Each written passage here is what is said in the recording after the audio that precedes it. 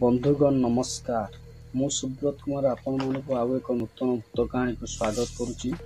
ଆମ ସହ ଏ କାହାଣୀଟିକୁ ନୀଲୁ ଭାଇ କଳାହାଣ୍ଡିରୁ ସେୟାର କରିଛନ୍ତି। ନୀଲୁ ଭାଇ ଆଉ ଆପଣମାନଙ୍କୁ ପ୍ରଥମେ ନବବର୍ଷର ହାର୍ଦ୍ଦିକ ଅଭିନନ୍ଦନ ଓ ଶୁଭକାମନା ସହ କାହାଣୀଟିକୁ ଆରମ୍ଭ କରୁଛି।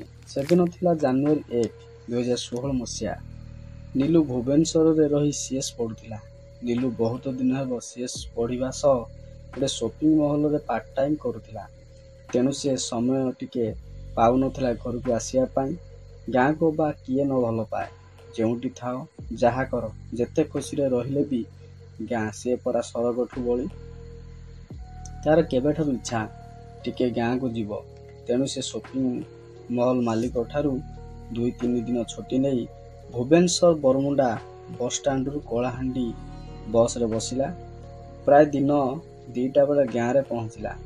ଗାଁ ମୁଣ୍ଡରେ କେଳୁ ମଉସା ଦୋକାନ। କେଳୁ ଭାଇ ଜଣେ ରାଜନୀତିଆ ଲୋକ ଥିଲେ।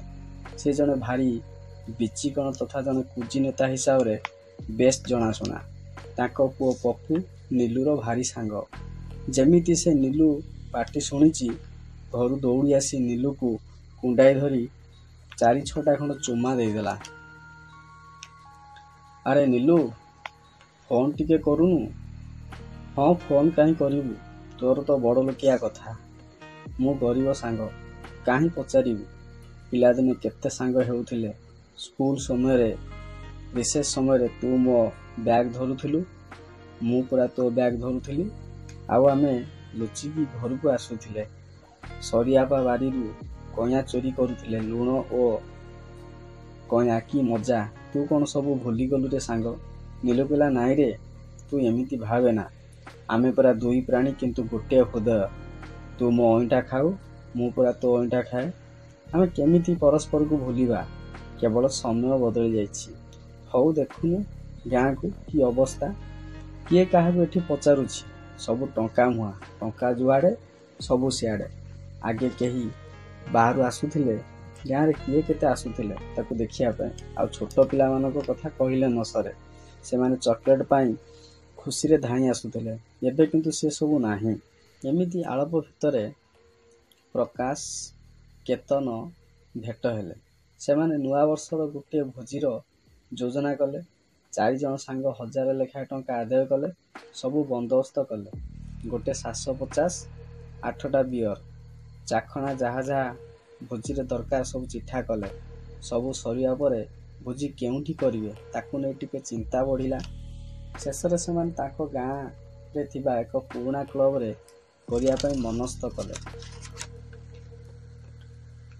ସର୍ବପ୍ରଥମେ କ୍ଲବ ଘର ଅନେକ ବର୍ଷ ହେଲା କାରବାର ହେଉନଥିଲା। ସେଥିପାଇଁ ଭାରି ଅପରିଷ୍କାର ହୋଇଥିଲା।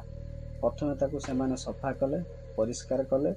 ତାପରେ ସନ୍ଧ୍ୟାବେଳେ ସେମାନେ ଚିକେନ କଷା କଲେ, ଭାତ କଲେ। ରୋଷେଇ ସରୁ ସରୁ ପ୍ରାୟ ରାତି 9ଟା ବାଜିଗଲା।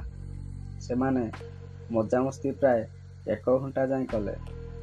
ତାପରେ ଖାଇବା ପାଇଁ ବସିଲେ। ସେମାନେ ବିୟର ସହ 750କୁ ପଞ୍ଚ କରି ମାରିଲେ, କାରଣ ତାର ମଜା ଟିକେ ଅଲଗା ହୁଏ। ପିଆ ଚାଲିଥାଏ, ଖିଆ ଚାଲିଥାଏ, ହସ ପୁଣି ଟିକେ ଇମୋସନାଲ ହୋଇ କନ୍ଦାକଟା ଚାଲିଥାଏ। ପିଲାଦିନେ କେତେ ସାଙ୍ଗ ସେମାନେ ହେଉଥିଲେ। ମଦ ପିଇଲା ପରେ ସେମାନଙ୍କ ପାଟିରୁ ଖାଲି ଖଲ ଖଲ ହୋଇ ବୋହି ଯାଉଥାଏ। ପାଖାପାଖି 5 ପ୍ୟାକ୍ ପରେ ନୀଲୁକୁ ଟିକେ ନିଶା ଚଢ଼ିଲା।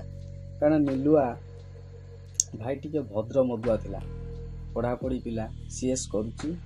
ତାର ଷ୍ଟାଇଲରେ ସେ ମଦ ପିଉଥାଏ। ମଝିରେ ମଝିରେ କହୁଥାଏ, ସାଙ୍ଗମାନେ ଖୁସି ତ? ସଫିସିଏଣ୍ଟ ବିୟର ମାଡ଼ କର ସାଙ୍ଗମାନେ। ନୀଲୁ ଦେଖାଦେଖି ପପୁ କହୁଥାଏ, ହଁ ଭାଇ, କାହିଁକି ନୁହେଁ। ନୂଆ ବର୍ଷରେ ପିଇଲେ ବର୍ଷ ସାରା ମିଳିବ। ଦିଲ୍ ସେ, ପ୍ୟାର ସେ, ପିଇଯାଅ ସାଙ୍ଗମାନେ। ଏମିତି ମଜାମସ୍ତି କରୁ କରୁ ପ୍ରାୟ ରାତି 11:45 ସମୟ ହେବ। ହଠାତ୍ ଛାତ ଉପରୁ ଶୁଭିଲା ଝଣଝଣ ପାଉଁଜି ଶବ୍ଦ। ତାପରେ ପରେ କନ୍ଦନ ଶବ୍ଦ। ଏମିତି ଲାଗିଲା କେହି ଯେମିତି ଛାତ ଉପରେ ଅଛି, ଆଉ ସେଠାରେ ବସି କାନ୍ଦୁଛି। ପପୁ କହିଲା, ଏମିତି ଆଉ କିଏ କରିପାରେ? ତା ପୁଣି ରାତି 12ଟାରେ? ଏ ନିଶ୍ଚିନ୍ତ ଭୂତୁଣୀ ହୋଇଥିବ। ପପୁ କଥା ଶୁଣି ନୀଲୁ କହିଲା, ସାଙ୍ଗମାନେ, ତୁମେ କିଏ ଭୂତ ଦେଖିଛ? ଦେଖିନା ନା? ଏସବୁ ଅନ୍ଧବିଶ୍ୱାସ। ଭୂତ ସବୁ ଦୁନିଆରେ ନଥାଏ। ଚାଲ ଭାଇମାନେ ଦେଖିବା କିଏ ସେଠି ଅଛି। ତାପରେ ପପୁ କହିଲା, ଚାଲ, ହେଲେ ସେ ଯଦି ଆମକୁ ଆକ୍ରମଣ କରିବ କି ଆମ ଆଡ଼କୁ ମାଡ଼ି ଆସିବ ତାପରେ କ'ଣ ହେବ? ନୀଲୁ କହିଲା, ବେକାର କଥା ନ କହି ଆସ। ତାପରେ ସେମାନେ ଛାତ ଉପରକୁ ଗଲେ। ଦେଖିଲା ବେଳକୁ ଏକ ବସ୍ତା ଛାତ ଉପରେ ପଡ଼ିଛି। ପପୁ କହିଲା, ଏ ବସ୍ତା ତ ଏଠି ନଥିଲା, ଆସିଲା ବେଳେ କେଉଁଠି ଆସିଲା? ଯେତେବେଳେ ସେମାନେ ବସ୍ତା ଖୋଲିଲେ ଦେଖିଲେ ସେଥିରେ ରକ୍ତ ଲାଗିଥିବା କପଡ଼ା ସବୁ ଭର୍ତ୍ତି ହୋଇଛି, ଆଉ ସେଥିରୁ ଦୁର୍ଗନ୍ଧ ବାହାରୁଛି। ସେମାନେ ସେଠାରେ ଆଉ ତିଳେ ମାତ୍ର ନ ରହି ତଳକୁ ଆସିଲେ। ଦେଖିଲେ ତଳେ ରୋଷେଇ ହୋଇଥିବା ଚିକେନ କଷା ନାହିଁ, କେବଳ କଣ୍ଟା ପଡ଼ିଛି। ସେମାନେ ଏହା ଦେଖି ଆଶ୍ଚର୍ଯ୍ୟ ହେଲେ। ଏଭଳି ଦୃଶ୍ୟ ଦେଖି ନୀଲୁ ଡରିଯାଇ କହିଲା, କ'ଣ ସତରେ ଏମିତି ହୋଇପାରେ?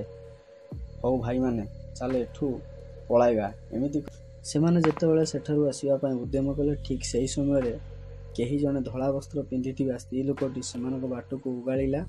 ତାପରେ ସେମାନେ ଡରିଯାଇ ଚେତାଶୂନ୍ୟ ହୋଇ ପଡ଼ିଥିଲେ। ବିଳମ୍ବିତ ରାତି ହେବାରୁ ସେମାନଙ୍କର ଘରଲୋକ ସେମାନଙ୍କୁ ସେଠାରୁ ଉଦ୍ଧାର କରିଥିଲେ।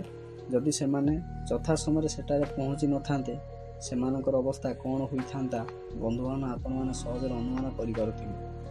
ଆଶା କରୁଛି ଆପଣମାନଙ୍କୁ ଏ ଭିଡ଼ିଓଟି ଭଲ ଲାଗିଛି। ଯଦି ଆପଣମାନଙ୍କୁ ଏ ଭିଡ଼ିଓଟି ଭଲ ଲାଗିଥାଏ ଲାଇକ୍ କରିବେ, ସେୟାର କରିବେ, ସାଙ୍ଗସାଥିମାନଙ୍କୁ ସେୟାର କରିବେ। ରହୁଛି ବନ୍ଧୁମାନେ, ନମସ୍କାର। ପୁଣି ଦେଖା ହେବ ଆଉ ଏକ କାହାଣୀ ସହିତ।